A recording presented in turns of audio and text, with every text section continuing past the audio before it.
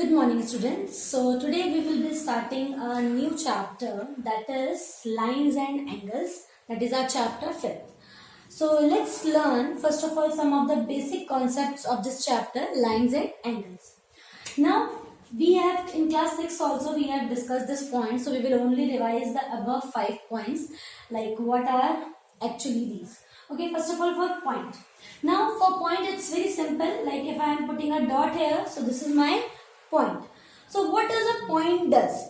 A point represents a point represents the location. It exactly tells about the location of any object. Okay, so what does a point does? A point represents the location of any object. Now coming as the name of the chapter is lines and angles. So we must be knowing what are the different types of lines we have. So first of all, in lines, here I am drawing first of all line. By looking at this diagram, you can see that a line can be extended in both the directions. So it has no end point. A line has no end point and it can be extended in both the directions. Now what is line segment? Line segment, here I am drawing the line segments. By joining two points, what we are getting? We are getting a line segment. So what we can say that it has two end points. A line was having no end point, but a line segment is having two end points. Similarly, if I will talk about ray, then a ray is having one end point. It has one end point. I am not explaining all these terms in detail because we people have already studied these terms in class 6. We all know what are the real examples of lines or what can be the real examples of line segment. Scale can be a real example of line segment. One upside of door can be the example of line segment. Similarly for ray, sun rays, the rays which are coming from the sun are example for rays because they are originating from one point, that is sun, and on the another direction it is extended infinitely. Or torch light also can be examples of rays. Now what are angles? When two line segment or two rays, anything we can say, either two line segments I can say, or two rays I can say, or two lines I can say. When they are meeting at a common point, then they are forming angle. So an angle is formed when two line segment or two rays meet at a common point. So what we can say? That an angle is formed when two rays meet at a common point. Now let's form an angle with the, like supposingly these are my two pins. From this also you can say I am taking this, that this is one line segment and this is another line segment. When these two line segments meet at a common point, then they are forming angles. Okay, so similarly we can form angles by ourselves also. Now supposingly, and this you can take this as one angle. It can have any measure, and similarly I am making one more angles. These are the two angles I have made. When on adding these two angles, the result is coming 90 degree. Then they form complementary angles. So what a complementary angles actually is, that when sum of measures of two angles we have now from here the main topic of class 7 is started, like what are complementary angles, and this was just a recap of whatever we have studied in class 6. Now complementary angles, when sum means plus, sum of measure means whenever I am forming angles, then we can measure its value with the help of protractor. Protractor is an instrument, mathematical instrument, which is used to measure the value of any angle. So when the sum of measures of two angles is 90 degree, then they form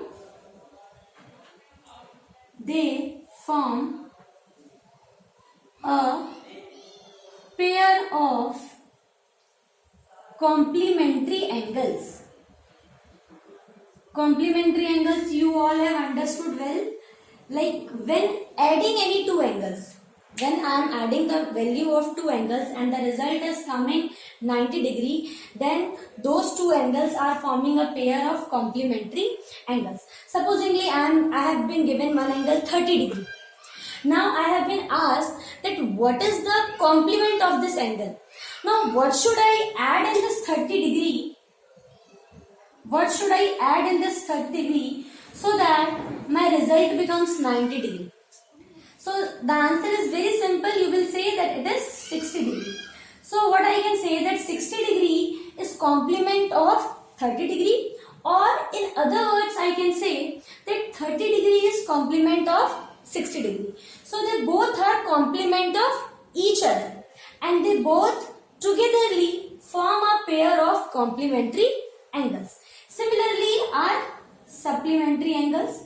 Now what we will say in supplementary angles, that when sum of measure of two angles. Now in complementary it was 90 degree, but in supplementary it is 180 degree. So when sum of measure of two angles is 180 degree, then they form a pair of supplementary angles. Similarly, now taking again the same example, again now let's find out that what is the supplement of 30 degree. Now it means that what should be added in this 30 degree so that I can get the result equal to 180 degree. So by using your simple calculations in your mind, you can say that it should be 150 degree. So what I can say that 150 degree is supplement of 30 degree, or 30 degree is supplement of 150 degree, or they togetherly form a pair of supplementary angles. So I think you all have been clear at what are complementary angles and what are supplementary angles. Now let's move ahead. Now as I have shown you, supposingly this is one angle. Okay, this is my one angle which I can make by simply using my pens. You can also make by using your pencils or pen. And this is my another angles. You can see that I am having two angles. Now when I will join these two angles in such a way, you can see that I have joined these two angles in such a way that one arm of this angle and one arm of this angle are overlapping. Means these two angles have a common arm and the two angles meet at a common point also. And this was the common arm which is overlapping, and this is non-common arm, and this is also one non-common arm. These are the common arms. Okay, these two are the common arms of two angles, and these are the non-common arms. So these two angles are forming now adjacent angles. Now by looking at this example, you can conclude that what is adjacent angle.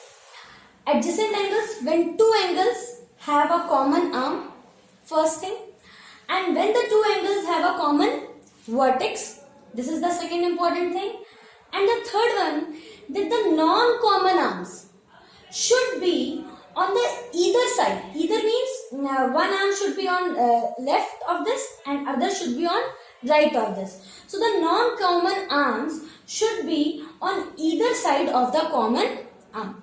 ठीक है, तो ये आप समझ लीजिए कि adjacent angle की तीन मेन कैरेक्टरिस्टिक्स हैं. First, that there should be one common arm. Second point, there should be one common vertex. And third point, that the non-common arms should lie on either side of the common arm. You can understand this well with the help of an example of book also. Supposingly this is my book of your class 7th only. And in this, supposingly here I am taking one page like this. You can see like this. Now in this, you can see here is one angle is formed and this side also one angle is formed. Now for both these angles, this is the common arm and this is the common vertex, and the non-common arms means this one and this one. These are the non-common arms which are lying on either side of the common arm. So in this way you can understand well what are adjacent angles. So 3 points we will mention. First one, it has a common arm. Second, it has a common vertex. Third point, the non-common arms, non-common, जो common नहीं है, the non-common arms should lie on either side. Either side means दोनों तरफ उसके, either side of common arm. तो जो non common arm है वो कॉमन आर्म के दोनों तरफ होने चाहिए. Now you can see from the example, this is one angle and by using this common arm I am drawing another angle, angle AOB, angle BOC. Now for angle AOB and angle BOC, OB is the common arm, O is the common vertex, and OA and OC are the non-common arms which are lying on either side of the common arm. Now when in this adjacent angle, the non-common arms like this OA and OC, when the non-common arms will lie opposite to each other, then they will form a linear pair. So a linear pair, you can relate this linear word from line. Means a linear pair are a pair of angles which on joining form a line. You can say it in this way also, that in linear pair there are two angles which on joining form a line. So this is a pair of linear pair. When non-common arms of two adjacent angles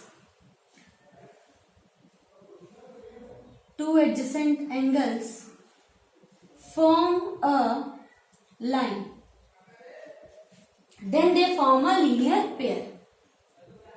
Then they form a linear pair. So now you have understood that what is linear pair, and there is a difference between supplementary angles and linear pair. In supplementary angles, what was happening? On adding two angles, the result was coming 180 degree. And linear pair, they are adjacent angles only on which the non-common arms are forming a line. They are not different angles. Okay, they are not separated. They are together only. Now what are parallel lines? This is also known to you very well. Like two lines which will never meet and the distance between them should always be same. So parallel lines are the lines which never meet. So I can say lines which never meet. The very best example of this parallel lines we'll take as railway tracks. You can see that the railway tracks, they never meet with each other. So this is the example of parallel lines. Now similarly, what are intersecting lines? The word intersect describes it well, means they should cut each other. So this is a pair of intersecting lines. Now from my two pens only I am forming, supposedly this is one line and this is another line. I know that these are line segments, but just consider it that these are lines. So when they will cross each other, they are forming intersecting lines. Now in this intersecting lines, you can see that how many angles are formed in this. Let me take some another pen. Yes. Now in this intersecting lines, we can see that how many angles are formed. 1, 2, 3 and 4. 4 angles are formed in this intersecting lines. So these 4 angles, these are vertically opposite angles. I will explain you, like we can take the example of this scissor. When I will open this scissor, you can see that this was one line and this was one line. They are intersecting here. Okay, from here it is very well clear to you. Okay, so in this, how many angles are there? 1, 2, 3 and 4. Now these two are vertically opposite angle. They are opposite to each other, and these two are also vertically opposite angles. Now if these two angles, supposedly I am making these two angles as acute. This is acute angle, this is also acute angle. So if this is acute, then they will form obtuse. Now if I will make this as obtuse, then this will be as acute. So in vertically opposite angles, there are one pair of acute angle and one pair of obtuse angles. So what is vertically opposite angles? When two lines intersect each other, then 4 angles are formed. 1, 2, 3 and 4.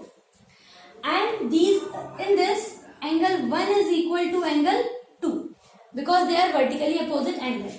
Similarly, angle 3 is equal to angle 4. They are also vertically opposite angles. In intersecting lines, there is one pair of acute angle and other pair of obtuse angle. So this is fixed that whenever two lines intersect, if one pair is acute angle, then the other pair must be of obtuse angle, and vertically opposite angles are always equal. This is one property which will be used to find the value of some of the angles.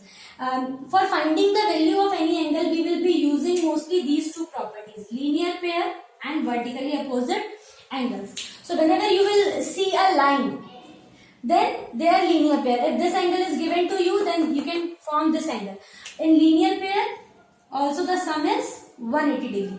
This is a line. If this angle is known to you, you can find out this angle, or if this one is known to you, you can find the other one angle.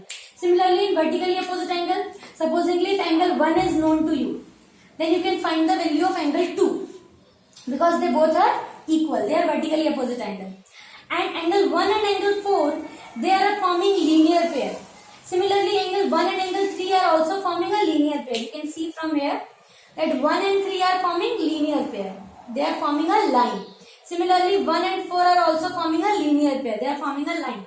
So, when two lines intersect, then we have two pairs of vertically opposite angle and 4 pairs of linear pair. Angle 1 plus angle 4 is equal to 180 degree. Angle 4 plus angle 2 is equal to 180 degree. Angle 2 plus angle 3 is equal to 180 degree. And angle 3 plus angle 1 is equal to 180 degree. So how many? 4 pairs of linear pair and 2 pairs of vertically opposite angles. So in this way, this is the basic introduction of lines and angles. Based on this introduction only, we will do exercise 5.1. So that we will do next. So right now, just revise all these concepts. on revising, I will provide you one worksheet in which all the important points, like whatever topics I have explained, you will find the definition of all those points. And based on your understanding, you have to give answers of few questions. So that I will provide in that worksheet. Worksheet also is attached with this video link, which you have to solve. Okay, so just read first, look at this all the concepts, understand it better, and then you have to read it from your textbook also. Thank you, students.